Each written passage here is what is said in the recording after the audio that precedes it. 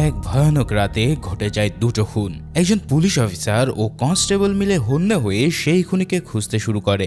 সেই রাতে একের পর এক ঘটতে থাকে কিডন্যাপ, সুইসাইড, অ্যাক্সিডেন্ট ও মার্ডারের ঘটনা। কিন্তু সবকিছু আলাদা আলাদা জায়গায় ঘটলেও এই ইনভেস্টিগেশন এমন এক এন্ডিং এ পৌঁছায় যা তুমি কল্পনাও করতে পারবে না। প্রতিটা মুহূর্তের একের পর এক টুইস্টে তুমি এমনভাবে দিশেহারা হয়ে পড়বে যে শেষ টুইস্টে তুমি রীতিমতো স্তব্ধ হয়ে যাবে। তাই চলো আর কথা না বাড়িয়ে শুরু করি ধুরুভাঙ্গাল পাথিনাড়ু মুভির এক্সপ্লেনেশন। মুভি শুরু হয় 22শে জুলাই 2016 সালে। স্থান তামিলনাড়ুর কোয়েম্বাটোর শহর। ঝুম বৃষ্টির মধ্যে কালো পোশাকে ঢাকা এক লোক একটা সাদা গাড়ি নিয়ে বাড়ির সামনে এসে থামে। বাড়ির ভেতরে তখন শ্রুতি নামের একটা মেয়ে তার বয়ফ্রেন্ডের সাথে সময় কাটাচ্ছে। ঠিক তখনই হঠাৎ সেই কালো পোশাক পরা লোকটা শ্রুতির অ্যাপার্টমেন্টে ঢুকে তার বয়ফ্রেন্ডকে মেরে ফেলে। তারপর সে তার গান তাক করে শ্রুতির দিকে। তবে ঠিক কি হয়েছিল এরপর মুভিতে এখানে আর বলা হয় না। এই রহস্যটা ঝুলিয়ে রেখে সিন চলে যায় 5 বছর সামনে। 5 বছর পরের দৃশ্যে আমরা দেখতে পাই ওটি শহরকে। পাহাড়ে ঘেরা সেটা একটা সুন্দর শহর। এখানে আমরা রিটায়ার্ড পুলিশ অফিসার দীপককে দেখতে পাই। দীপক তার ক্যারিয়ারে অনেক কঠিন কেস সলভ করেছিল, তবে শেষ একটা কেস সলভ করতে গিয়ে সে তার পা হারিয়েছে। এখন সে বাড়িতে বসে থাকে আর সেই কেসের কথা মনে পড়লে তার চোখ কোথাও একটা আটকে যায়। একদিন তার জুনিয়র রাজেন তাকে ফোন করে বলে, স্যার আমার একটা সাহায্য দরকার। দীপক কারণ জিজ্ঞেস করলে রাজেন জানায়, আমার ছেলে গুরু পুলিশে জয়েন করতে চাইছে, তবে আমি আর আমার স্ত্রী চাই সে বিদেশে গিয়ে ভালো কিছু করুক। তাই যদি আপনি তাকে একটু বোঝান তাহলে হয়তো সে এই কাজ থেকে বিরত থাকবে।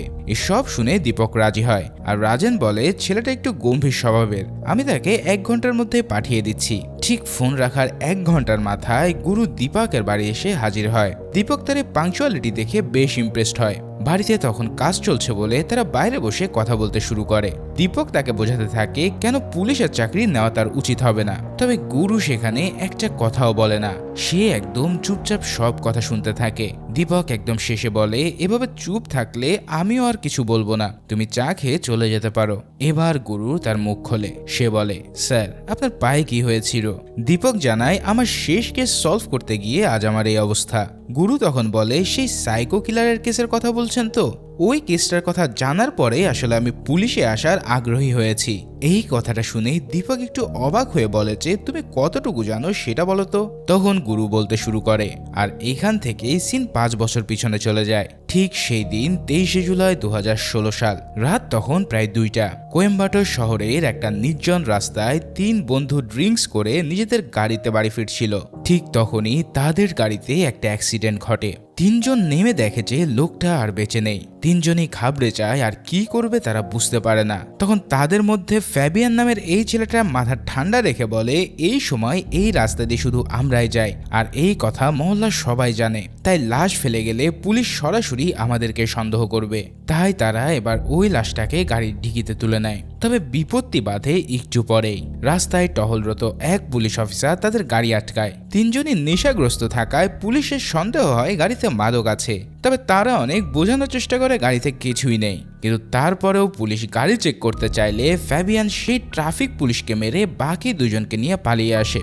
এবার বাড়ি ফিরে আসলে তাদের আরেক বন্ধু মনো রেগে গিয়ে বলে যে, এমনিতে এত ঝামেলায় আছি, এর উপরে পুলিশের সাথে মারামারি করলি কেন? তখন ফ্যাবিয়ান ঠান্ডা গলায় জানায়, পুলিশের গায়ে হাত তুললে কয়েকটা থাপ্পড় খেতে হবে, তবে গাড়িতে লাশ পেলে আমাদের আজীবন জেলে পচতে হতো। সে আরও জানায় যে গাড়িটা চেন্নাই থেকে রেজিস্ট্রেশন করা, তাই পুলিশের আমাদেরকে ট্রেস করতে কমপক্ষে 3 দিন লাগবে। এর মধ্যে লাশের একটা ব্যবস্থা তারা করে ফেলবে। এভাবেই 3 জন সেই লাশ গাড়িতে রেখেই ঘরে চলে যায়। ঠিক এতটুকু বলে গুরু এবার থামে।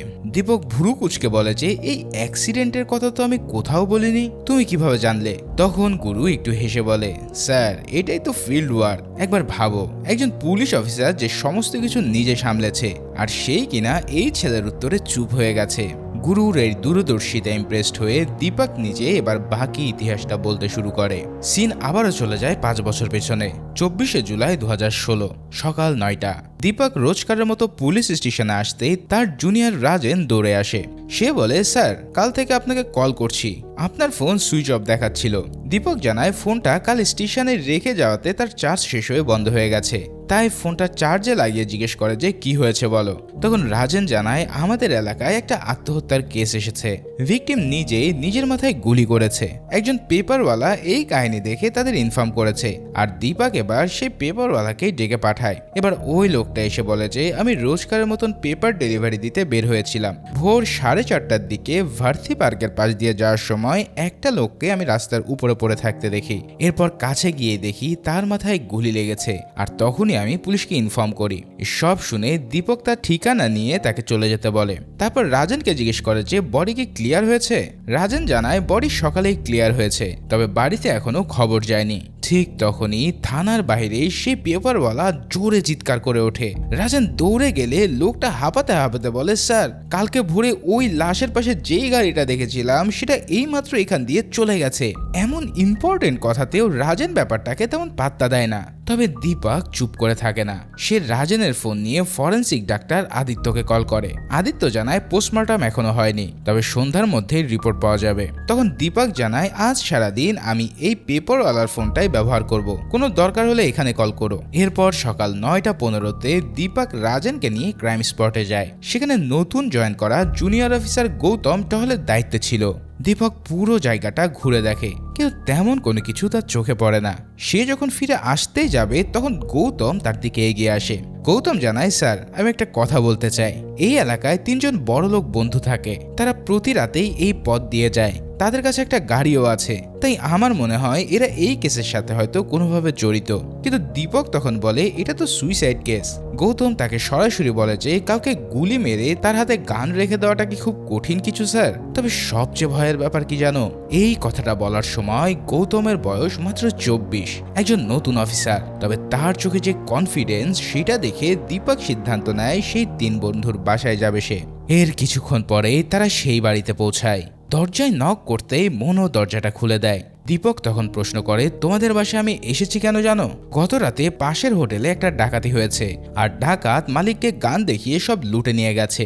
এইটুকু বলতেই তাদের আরেক বন্ধু মেলভিন বলে ওঠে স্যার, আমাদের কাছে তো কোনো গান নেই। দীপক এই কথা শুনে বলে আমার ধারণা ডাকাত এই বাড়িতে লুকিয়ে আছে, তাই সবকিছু এখন তল্লাশি হবে।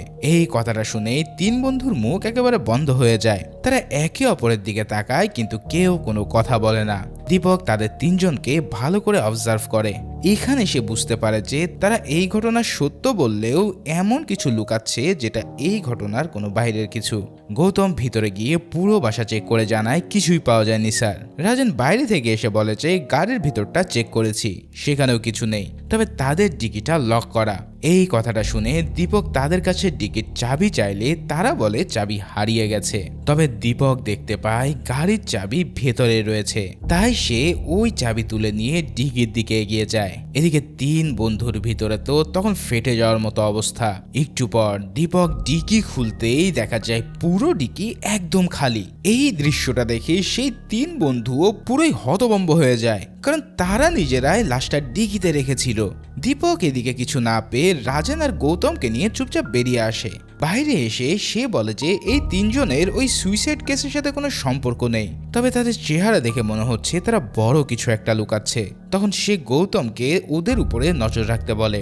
এরই মধ্যে রাজেনের ফোনে হেড কনস্টেবলের কল আসে। থানাতে একটা মিসিং রিপোর্ট এসেছে। এই খবরটা শুনে দীপক সরাসরি ঘটনাস্থলে যাওয়ার সিদ্ধান্ত নেয়। এবার সিন শিফট হয় স্বরাজ প্রয়োগ অ্যাপার্টমেন্টে। বেলা তখন ঠিক সকাল 10টা। ভেতরে ঢুকতেই দীপক দেখতে পায় মেঝেদের রক্তের দাগ। এই জায়গাটা হলো শ্রুতিদের অ্যাপার্টমেন্ট। পুলিশকে যে কল করেছিল সে শ্রুতির প্রতিবেশী। সে জানায় শ্রুতির বান্ধবী সকাল 7টায় দরজায় নক করে বলে শ্রুতি ঘরে নেই আর ভেতরে রক্তের দাগ আছে। এটা শুনে সে ভয় পেয়ে পুলিশকে ইনফর্ম করে। এরপর দীপক শ্রুতির বান্ধবী বৈষ্ণবীর সাথে কথা বলে। বৈষ্ণবী জানায় আমি সকাল 6:45-এ এখানে আসি, প্রতি উইকেন্ডে আসি বলে আমার কাছে শ্রুতির অ্যাপার্টমেন্টের চাবি ছিল। দরজা খুলে ভিতরে গিয়ে আমি অনেক ডাকাডাকি করলেও কোনো সাড়া পাইনি, কিন্তু এরপর রুমে ঢুকে দেখি রক্তের ছাপ। এই সব শুনে দীপক তাকে শ্রুতির ফোনে কল করতে বলে। তবে বৈষ্ণবী জানায় যে অনেকবার কল করেছি কিন্তু তার ফোন সুইচড অফ। দীপক এটা শুনে তাকে শহর ছেড়ে যেতে নিষেধ করে দেয়। এখন বৈষ্ণবীর এই শহরে কোনো থাকার জায়গা নেই বিধায় তখন দীপক তাকে পাশের অ্যাপার্টমেন্টে গণেশের বাসায় থাকার ব্যবস্থা করে দেয়। এরপর দীপক অ্যাপার্টমেন্টের ওয়াচম্যানের সাথে কথা বলে। ওয়াচম্যান জানায় কাল রাতে তার ডিউটি থাকলেও উৎসবের কারণে সে গ্রামে গিয়েছিল আর সে এখানে ফিরে ফিরে এসেছে ভোর 5টায়, তাই সে কিছুই দেখেনি।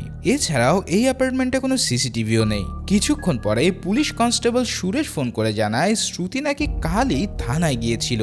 এই এরিয়ায় মানো নামের একটা ছেলের বিরুদ্ধে সে ইফটিজিং কেসের মামলা করেছে। এই কথাটা শুনে দীপকের চোখ চকচক করে যায়। মানো অর্থাৎ সেই 3 বন্ধুর একজন। এবার বেলা 12টা। দীপক সরাসরি ফাবিয়ানদের বাড়িতে যায়, কিন্তু এখানে সে দরজা খুলেই দেখতে পায় যে সেই 3 বন্ধুর সাথে সকালে সে পেপারওয়ালাও দাঁড়িয়ে আছে। এই দৃশ্য দেখে দীপকের মনে আরো সন্দেহ হয়ে যায়, একজন পেপারওয়ালার সাথে তাদের কি সম্পর্ক, যার কারণে এবার সে 3 বন্ধুকে থানায় নিয়ে আসে। থানায় এসে দীপক মানুকে জিজ্ঞেস করে যে তুমি শ্রুতির ব্যাপারে কি জানো, আমাদেরকে খুলে বলো। মানো তখন বলতে থাকে 10 দিন আগে মেয়েটা স্কুটি নিয়ে আমাদের গাড়িতে ধাক্কা দিয়েছিল, তার দোষ থাকা সত্ত্বেও আমরা তাকে সরি বলে চলে এসেছিলাম। তখন দীপক বলে তাহলে সে তোমার বিরুদ্ধে ইফটিজিং এর কেস কেন করেছে? এই কথা শুনে তো মানো প্রচন্ড অবাক হয়ে যায়। তার চোখ দেখে স্পষ্ট বোঝা যায় যে এই খবর সে আগে জানতো না। কিন্তু ঘাড়তারা ফাবিয়ান রেগে বলে যে আমাদের থানায় কেন নিয়ে এসেছেন সেটা আগে বলুন। দীপক তখন শান্ত গলায় বলে যে মেয়েটা কাল ইফটিজিং এর কেস করেছে আর আজ সে মিসিং, এই কারণটা ইনভেস্টিগেশনের জন্য যথেষ্ট। এরপর দীপক ফরেন্সিক ডাক্তার আদিত্যকে কল করতে গিয়ে দেখে তার নিজের ফোন চার্জে লাগানো সত্ত্বেও সুইচের সমস্যায় চার্জ হয়নি। তাই সে রাজনকে ফোনটা অন্য একটা চার্জারে দিতে বলে। তারপর রাজনের ফোন থেকে আদিত্যকে কল করে শ্রুতির বাড়িতে গিয়ে রক্তের স্যাম্পল কালেক্ট করে রিপোর্ট পাঠাতে বলে। এরই মাঝে সিন আবার 5 বছর পরে চলে আসে। দীপকের কাছে একটা পার্সেল এসেছে আর সেটা সে রিসিভ করে গুরুকে জিজ্ঞেস করে যে তোমার কি ধারণা এরপর কি হতে পারে। তখন গুরুই তাকে বলতে অনুরোধ করে আর দীপক আবারও সেই ঘটনায় ফিরে যায়। দীপক আসলে ওই দিন 3 জনকে থানায় বসিয়ে সরাসরি মর্গে গিয়েছিল। এখানেই সে জানতে পারে যে সুইসাইড কেসে সেই মৃত ছেলের নাম কৃষ্ণা। তবে সবচেয়ে চমকানো তথ্যটা আসে এরপর। কৃষ্ণাকে যে গান দিয়ে শুট করা হয়েছিল সেটা একটা পুলিশের সার্ভিস গান, অর্থাৎ এই ধরনের গান সাধারণত পুলিশদের কাছে থাকে। এই কথাটা শুনে দীপকের মাথায় প্রশ্নটা ঘুরতে থাকে, একজন সাধারণ মানুষের কাছে পুলিশের সার্ভিস গান কিভাবে এলো? এবার দুপুর 11টায় দীপক আবারও শ্রুতির অ্যাপার্টমেন্টে যায়। সেখানে আদিত্যের কাছ থেকে আরো একটা চমকানো তথ্য সে পায়। শ্রুতির আইডি কার্ড অনুযায়ী তার রক্তের গ্রুপ ও পজিটিভ, তবে তার বাসায় যে রক্ত পাওয়া গেছে সেটার গ্রুপ বি পজিটিভ। তখন দীপকের মাথায় কৃষ্ণার কথা মনে পড়ে। সে দ্রুত কনফার্ম করে যে কৃষ্ণার ব্লাড গ্রুপও বি পজিটিভ। মোট কথা শ্রুতির বাসায় যে রক্ত পাওয়া গেছে সেটা শ্রুতির নয়, বরং সেটা হয়তো কৃষ্ণার। এসব কথা শুনে গৌতমকে সে জানায় আশেপাশে খোঁজ নিয়ে দেখতে শ্রুতির কোনো বয়ফ্রেন্ড ছিল কিনা। গৌতম তখন জানায় স্যার আমি আগেই খোঁজ নিয়েছি। শ্রুতির অ্যাপার্টমেন্টে একটা ছেলে প্রায় যাওয়া আসা করত। পাশের অ্যাপার্টমেন্টের এক আঙ্কেল একবার শ্রুতির কাছে সেই ছেলের পরিচয় জানতে চাইলে সে বলেছিল ওটা নাকি তার ফিয়ন্সে। দীপক তখন গৌতমকে কৃষ্ণার একটা ছবি দিয়ে বলে যে এই ছবিটা তাকে দেখিয়ে জিজ্ঞেস করো যে একে সে শ্রুতির সাথে দেখেছিল কিনা। তখন ওই আঙ্কেল ছবিটা দেখে বলে শিওর না, তবে হয়তো এই ছেলেটাকে এসে দেখেছে। এখন দুটো তথ্য এক জায়গায় এসে মিলেছে, কৃষ্ণার রক্ত শ্রুতির বাসায় আর কৃষ্ণাই হয়তো তাহলে শ্রুতির বয়ফ্রেন্ড। এদিকে দীপক অ্যাপার্টমেন্ট থেকে বের হতে দেখে কয়েকটা ছেলে ওয়াচম্যানের সাথে ঝামেলা করছে। ওয়াচম্যান বলে এই ছেলেগুলো বিনা অনুমতিতে ক্যামেরা দিয়ে শুট করছিল। দীপক তখন ছেলেগুলোকে জিজ্ঞেস করলে তারা জানায় তারা একটা শর্ট ফিল্ম বানাচ্ছে, তাই এর জন্য তাদের কিছু ফুটেজ প্রয়োজন ছিল। দীপক এবার ক্যামেরাটা সাথে নিয়ে থানায় চলে আসে। এদিকে থানায় ফিরে দেখা যায় কৃষ্ণার বাবা এসেছে তার ছেলের মিসিং রিপোর্ট লেখাতে। আসলে তার বাবা নিজেও একজন রিটায়ার্ড পুলিশ অফিসার। সে জানায় যে কৃষ্ণা আমার একমাত্র ছেলে, সে সব সময় রাত 9টার মধ্যে বাসায় আসে আর কাল সে বাসায় ফেরেনি, এমনকি তার ফোনও বন্ধ। তখন দীপক তাকে মন শক্ত করতে বলে কৃষ্ণার মৃত্যুর খবর জানায়। একজন বাবার পক্ষে এই খবর মেনে নেওয়া সম্ভব না, সেটা সে যতই শক্ত মনের মানুষ হোক না কেন। কৃষ্ণার বাবা কাঁদতে কাঁদতে থানা থেকে বেরিয়ে যায়। দীপকেরও বেশ খারাপ লাগে, তবে সে বাকি কাজ সেরে রাত 9টায় বাড়ি ফেরে। এদিকে বাড়ি আসতেই প্রতিবেশী এসে জানায় একটা ছেলে অনেকক্ষণ ধরে তার জন্য বাইরে অপেক্ষা করছিল। এবার দীপা কথাটা মাথায় রেখে ঘরে ঢোকে। এরপর সে ফোন অন করতেই একটা অপরিচিত নাম্বার থেকে অনেকগুলো মিস কল পায়। সে তখন ফোনটা কল ব্যাক করে, তবে ইতিমধ্যেই দেখা যায় সেই ফোনটা সুইচড অফ। এদিকে কিছুক্ষণ পর রাজেন কল করে বলে স্যার সকালে সেই শর্ট ফিল্ম করা ছেলেগুলো তাদের ক্যামেরা নিতে এসেছে, আজকে নাকি তাদের খুবই দরকার। দীপক তখন তাদের কাছে পাঠিয়ে দিতে বলে। কিছুক্ষণ পর ছেলেগুলো আসলে সে বলে কি শুট করেছে দেখাও তো। তখন ছেলেগুলো জানায় ওই অ্যাপার্টমেন্টের সামনে তারা মাত্র 4টা শট নিয়েছে কাল রাতে। ওয়াচম্যান চলে আসায় ভোরের আগে তারা সটকে পড়েছিল। এরপর দীপক সে 4টা ভিডিও দেখতে থাকে। আর এখানেই আসে একটা বড় টুইস্ট। একটা ভিডিওতে স্পষ্ট দেখা যাচ্ছে বৈষ্ণবীর রাতেই বৃষ্টির মধ্যে শ্রুতির বাসায় এসেছিল, অথচ সে বলেছিল ভোর 6:30টার দিকে সে বাসায় গেছে। আর সেই মুহূর্তে সেই সাদা গাড়িটাও অ্যাপার্টমেন্টের সামনে পার্ক করা। দীপক ছেলেটাকে জিজ্ঞেস করে যে ভিডিওটা কখন করা হয়েছে। ছেলেটা জানায় রাত 11টার দিকে। তার মানে দীপকের বুঝতে বাকি থাকে না বৈষ্ণবী মিথ্যে বলছে। সে রাত 11টায় সেখানে ছিল, ভোর 6টায় নয়। দীপক তাদের জিজ্ঞেস করে যে বৈষ্ণবীর পর আর কাউকে সে দেখেছে কিনা। তবে তারা জানায় বৈষ্ণবীর পর আরও একটা ছেলে সেখানে এসেছিল। বিশ্বাস করো এই মুহূর্তে পুরো কেসটা একটা নতুন মাত্রা পেয়ে যায়। দীপক দ্রুত গৌতমকে কল করে যেভাবে আছে সেভাবে তার বাড়িতে চলে আসতে বলে। গৌতম এসে সব দেখে পুরো অবাক হয়ে যায়। রাত তখন 10টা। গৌতম আর দীপক একসাথে গণেশের বাসায় যায় বৈষ্ণবীর সাথে কথা বলতে। তবে সেখানে গিয়ে সে জানতে পারে বৈষ্ণবী ইতিমধ্যেই বাইরে বের হয়ে গেছে। দীপক তার ফোনে কল করে, তবে তার গলা শুনে বৈষ্ণবী ফোন কেটে দেয়। তখন তাদের বুঝতে আর বাকি থাকে না যে বৈষ্ণবী পালিয়ে গেছে। এদিকে বৈষ্ণবী চেন্নাই কাজ করতে বলে তারা সরাসরি চেন্নাইয়ের বাস স্ট্যান্ডে যায়। তন্ন তন্ন করে তারা খুঁজতে থাকে, কিন্তু কোথাও তারা বৈষ্ণবীকে খুঁজে পায় না। এরপর দীপক থানায় কল করে সেই সাদা গাড়ির নাম্বারে সকল ডিটেলস বের করতে বলে। তারপর গৌতমকে সে জিজ্ঞেস করে যে তোমার কি কারোর উপরে সন্দেহ হচ্ছে। গৌতম জানায় স্যার আমার মাথায় একটা থিওরি আছে। আম্বিকানগর এলাকায় মানে ফ্যাবিয়ানদের বাড়ির আশেপাশে আমি খোঁজ নিয়েছি। সেখানকার 70% মানুষ ফ্যাবিয়ানের ব্যাপারে নেগেটিভ কথা বলেছে। আমারও মনে হয় ফ্যাবিয়ানই শ্রুতিকে উত্ত্যক্ত করেছিল, তবে শ্রুতি তার নাম মনো ভেবে কেস করেছে। ঠিক তখনই দীপক জানলার বাইরে তাকিয়ে দেখে মনো রাস্তা দিয়ে কোথাও যাচ্ছে।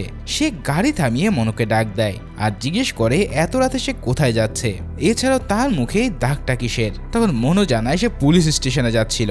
আর দীপক তাকে সব খুলে বলতে বললে মনো এবার বলতে শুরু করে। আর এখানে সিন আবারও সকালে ফিরে যায়, যখন দীপক প্রথমবারের মতন ফ্যাবিয়ানদের বাসায় গিয়েছিল। দীপকরা সেই সকালে চলে আসার পর গাড়িতে লাশ না পেয়ে 3জন বন্ধুই হতবাক হয়ে যায়। ফ্যাবিয়ান মাথা ঠান্ডা রেখে বলে নিশ্চয় কেউ আমাদের লাশ তোলাটা দেখে ফেলেছিল, আর সে হয়তো ওই রাতের ডিকি থেকে লাশটা সরিয়ে নিয়েছে টাকা আদায়ের জন্য। ঠিক তখনই সেই পেপারওয়ালা এসে বলে স্যার আপনাদের সাথে একটু কথা আছে।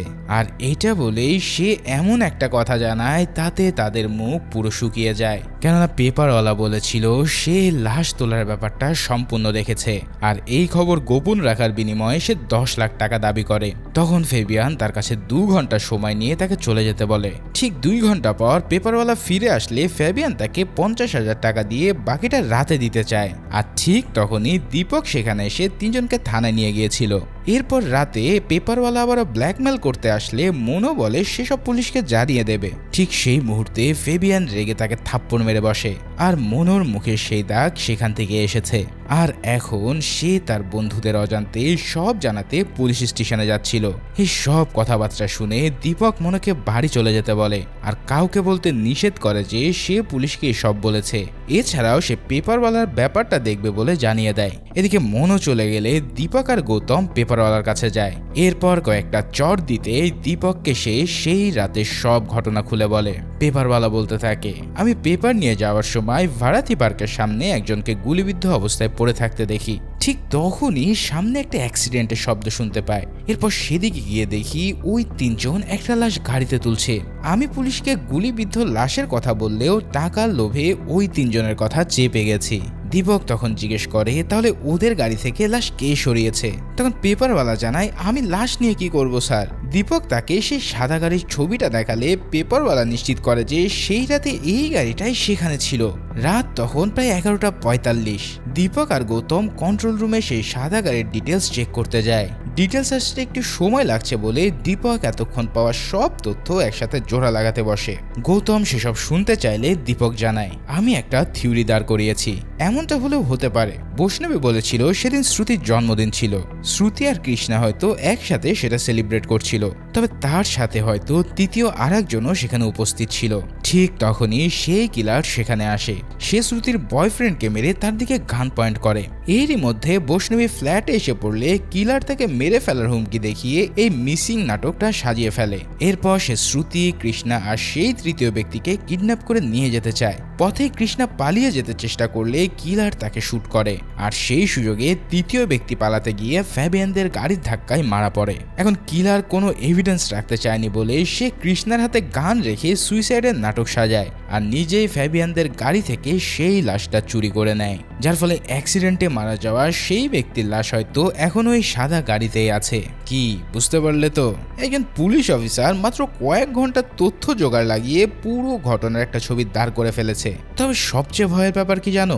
এই থিওরিটা যদি সত্য হয় তাহলে সেই কিলার এখনো বাইরে ঘুরছে আর শ্রুতিও এখন তার হাতে। ঠিক তখনই কন্ট্রোল রুমে একজন টহলরত পুলিশ কল করে জানায় একটা সাদা গাড়ি থেকে ভারী কিছু একটা কেউ পুকুরে ফেলার চেষ্টা করেছে। খবর পেয়ে দীপক আর গৌতম ঘটনাস্থলে পৌঁছায়। সেখানে গিয়ে তারা কিছুই পায় না। তারা আশেপাশের রাস্তায় গাড়িটা খুঁজতে থাকে। এভাবেই একটা সময় হাইওয়ে রোডের উপরে সেই গাড়িটা চোখে পড়ে আর এটা দেখে দীপক তার পিছনে ধাও করতে থাকে। কিন্তু এরপর যেটা হয় সেটা দেখলে বুকে কাঁপুনি উঠে যাবে। দীপক আর কিলারের গাড়ির মধ্যে তখন হাইওয়েতে এক ভয়ানক চেজিং শুরু হয়। এখানে দীপক সেই কিলারের চেহারা দেখে ফেলে। তবে ঠিক তখনই সামনে থেকে একটা ট্রাক এসে তাদের গাড়িকে সজোরে ধাক্কা দিয়ে দেয়, যার ফলে গৌতম আর দীপক দুজনেই ভয়ানকভাবে আহত হয়। এরপর 24শে জুলাইয়ের রাত দীপক আর গৌতমকে হসপিটালে নিয়ে চিকিৎসা শুরু হয়। কয়েকদিন পর দীপকের জ্ঞান ফেরে। তখন নিউজে বলা হচ্ছে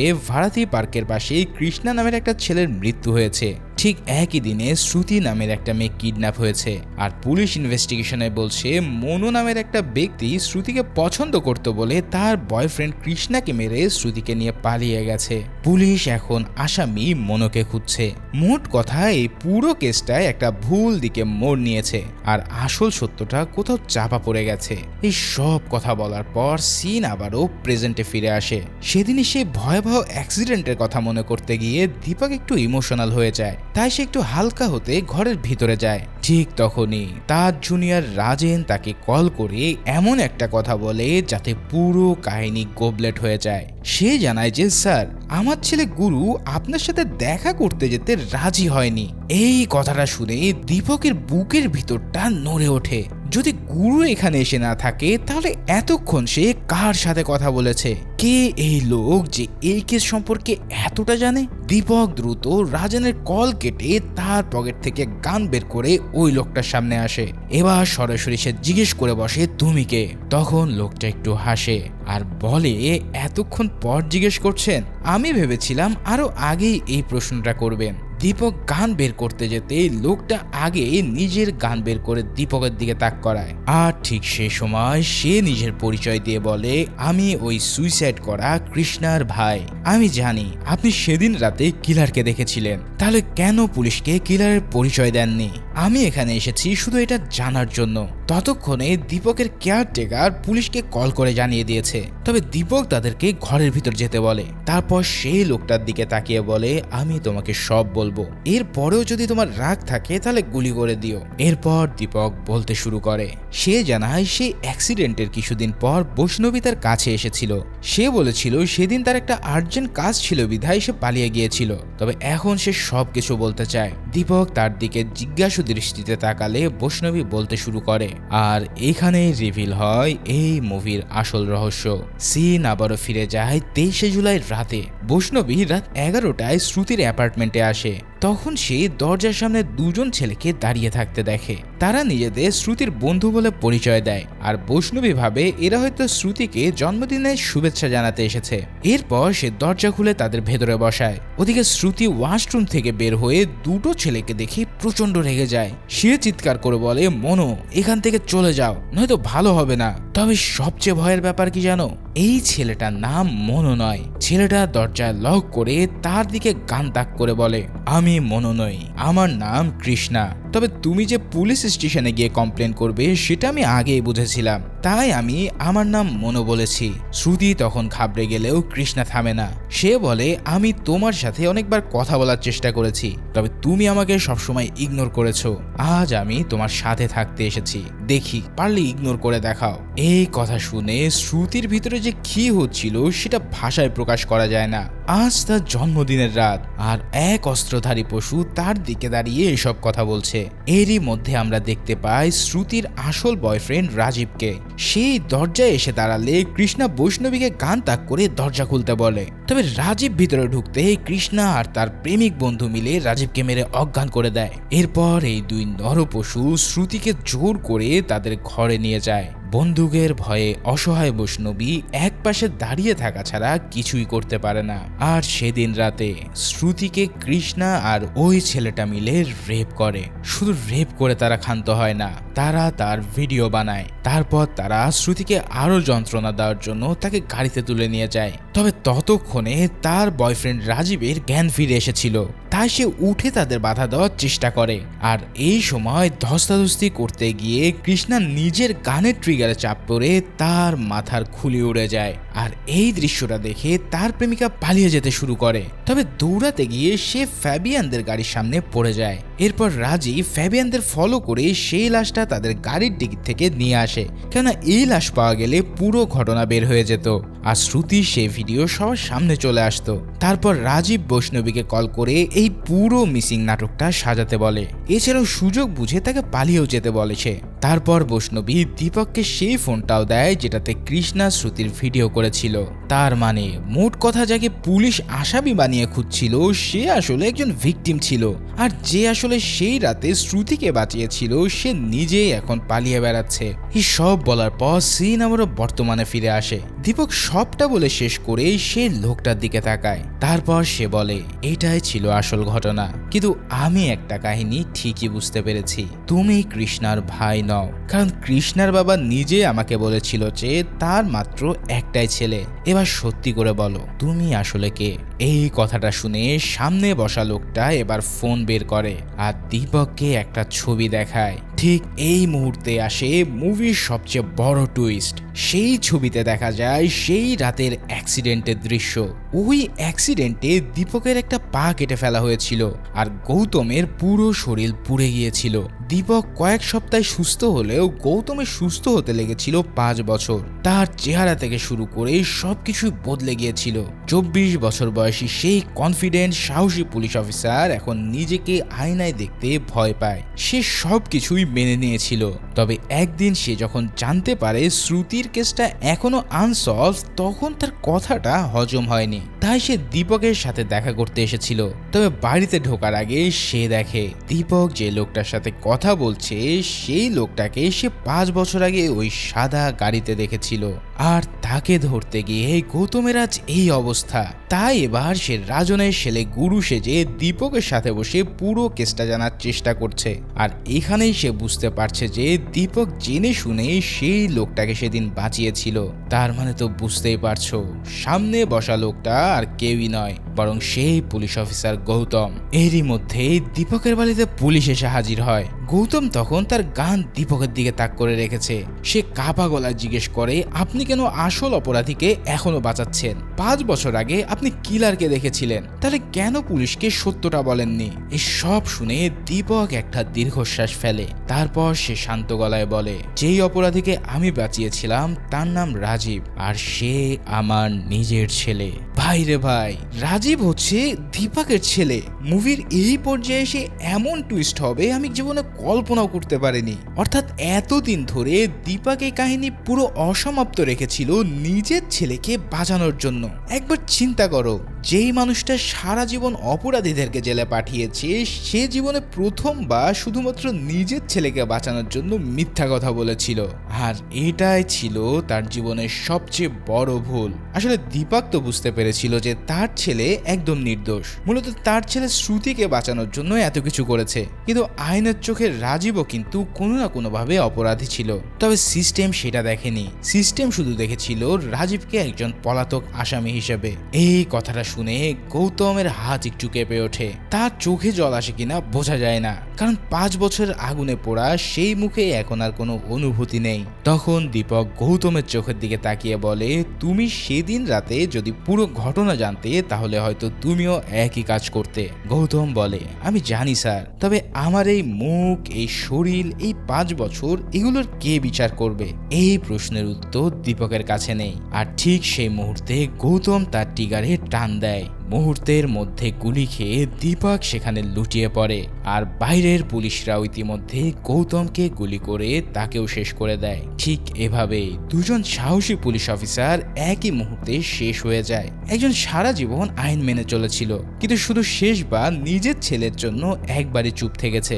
আর আরেকজন লড়ছিল ন্যায় বিচারের জন্য। তবে ন্যায় বিচার না পেলেও শেষ মুহূর্তে সে আসল তথ্যটা জেনে গেল। তবে মুভির শেষে এখনো কিন্তু আরো বেশ কিছু আনসলভ বিষয় বাকি রয়েছে। আর সেটা জানতে আবার আমরা চলে যাই সেই রাতে।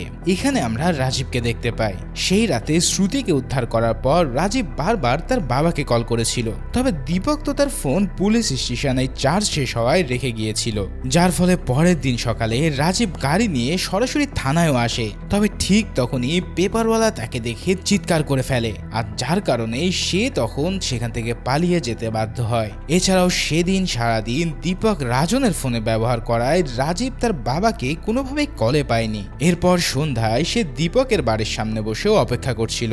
তবে তার বাবা ততক্ষণ ভিতরে ঢুকে যায়। এরপর রাজীব বুঝতে পারে যে পুলিশ তাকেই খুঁজছে, যার ফলে সে শ্রুতিকে নিয়ে পালিয়ে যেতে চায়। আর ঠিক তখনই দীপক ও গৌতম তাদের চেস করে, কিন্তু ভাগ্যের নির্মম পরিহাসে ছেলেকে ধরতে গিয়ে তার একটা পা হারায়। এরপর হসপিটালে শুয়ে যখন দীপক জানতে পারে যে সেই গাড়িতে তার নিজের ছেলে ছিল, তখন সে সব চেপে যায়। কারণ রাজীব সেই রাতে কোনো অপরাধ করেনি, সে কেবল একটা মেয়েকে বাঁচিয়েছিল।